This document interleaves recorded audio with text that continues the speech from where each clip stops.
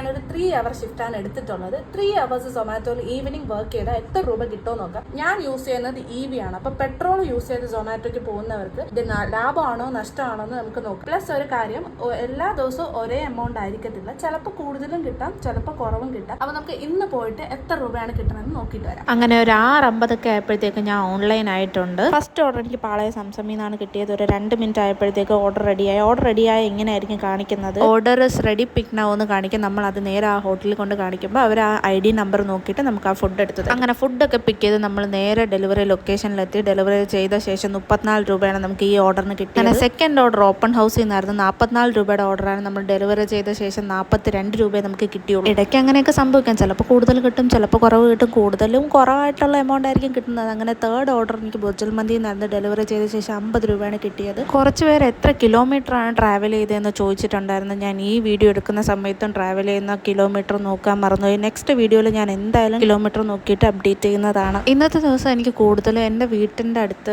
പെട്ടെന്ന് എനിക്ക് തിരിച്ച് വീട്ടിൽ എത്താൻ പറ്റുന്ന രീതിക്കായിരുന്നു കൂടുതൽ ഓർഡേഴ്സൊക്കെ ഉണ്ടായിരുന്നത്. അതുകൊണ്ട് പെട്ടെന്ന് തന്നെ വീട്ടിൽ എത്താൻ പറ്റി. അങ്ങനെ ലാസ്റ്റ് ഓർഡർ എനിക്ക് ഗ്രീൻ പിസേറിയ എന്നാണ് അടിച്ചത്. അത് ഡെലിവറി ശേഷം 40 രൂപയാണ് കിട്ടിയത്. ഇത് തന്നെ ആയതുകൊണ്ട് ഒരു 10:45 ആയപ്പോഴത്തേക്കും ഞാൻ വീട്ടിൽ എത്തി. അപ്പോൾ ഇന്നത്തെ നമ്മുടെ ടോട്ടൽ എമൗണ്ട് എന്ന് പറഞ്ഞാൽ 383 രൂപയാണ്. ഒരു 2.5 മണിക്കൂർ വർക്ക് ചെയ്തിട്ടുണ്ടായിരുന്നു. ഒരു 7 ഓർഡേഴ്സാണ് എടുത്തത്.